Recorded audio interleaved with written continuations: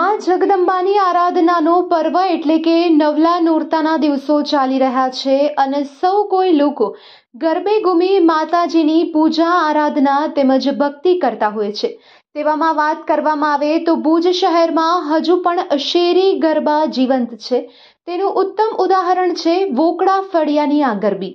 વોકડા ફળિયા મિત્ર મંડળ દ્વારા છેલ્લા 54 વર્ષથી અહીં ગરબીનું આયોજન કરવામાં આવે છે અને અહીંની ખાસિયત એ છે કે અહીં ચાંચર ચોકમાં ફક્ત દાંડિયા જ રમવાના હોય છે અને પંચિયાના આ દાંડિયા એક જ સ્ટાઇલમાં રમવાના હોય છે। અહીં વોકડા ફળિયામાં રાતના 9 વાગ્યાથી શરૂ થઈ પરોઢ સુધી લોકો ગરબે ઘૂમતા હોય છે અને માતાજીની આરાધના કરતા હોય છે।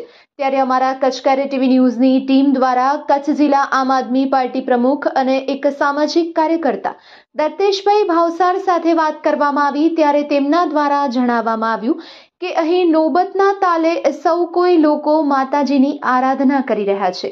અહીં કોઈ જ પ્રકારના ફેન્સી ગીત સંગીત વગાડવામાં નથી આવતા, ફક્ત ને ફક્ત નોબત અને ઢોલના તાલ જ હોય છે અને તેનાથી જ લોકો દાંડિયા રમતા હોય છે। ત્યારે આવું આ અંગે વધુ સાંભળીએ દત્તેશભાઈ ભાવસારના શબ્દોમાં।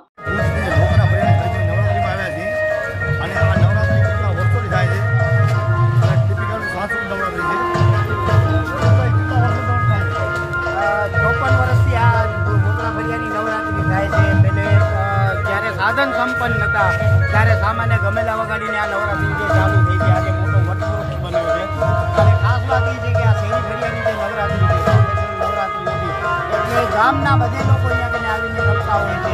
ગરીબ લોકો જે પ્રોફેશનલ ગરબીમાં હજારો રૂપિયા ખર્ચ ન કરી શકતા હોય ખાસ તો નવરાત્રી એટલે જે માતાજીની પર્વનો જે સમય છે ગરબાની વાત કરીએ તો ગરબા એટલે ગુજરાતનું દિલ કહેવાય। દિલ ખોલીને અહીંયા રમે એના માટેની બધી વ્યવસ્થા કરેલી છે। વોકડા ફળિયામાં જે લોકો આવે છે સવાર જ્યારે આવે છે અને નવરાત્રી પૂરી થાય ત્યાં સુધી અનેરો આનંદ માણતા હોય છે।